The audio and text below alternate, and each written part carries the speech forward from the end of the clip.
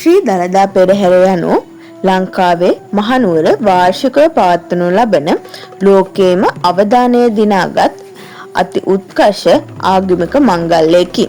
දළදා පෙරහැරේ ඉතිහාසය අදියර දෙකකට බෙදී යයි. දළදා වහන්සේගේ පෙරහැර ලෙසින් දන්තධාතුන් වහන්සේ ලංකාවට වැඩම කළ දා සිටම අනුරාධපුර යුගයේ අභයගිරි විහාරය පදනම් කරගනිමින් පවත්වනු ලබන පෙරහැරක් දෙවැනි අදියරේදී අලුත්ගම දේවාල සම්මිශ්‍රණය ඇතිව මහනුවර යුගයේදී පවත්වනු ලබන පෙරහැර. දළදා පෙරහැර යනු දින ගණනාවක් පුරා පැවැත්වෙන විවිධ අදියරන්ගෙන් යුත් මංගල්‍යයකි. එනම් කප් සිටුවීම, දේවාල පෙරහැර, කුඹල් පෙරහැර, රන්දෝලි පෙරහැර, දවල් පෙරහැර, දිය කැපීම ලෙසින්. දළදා පෙරහැර විවිධ සංස්කෘතික අංගයන්ගේ එකතුවකි.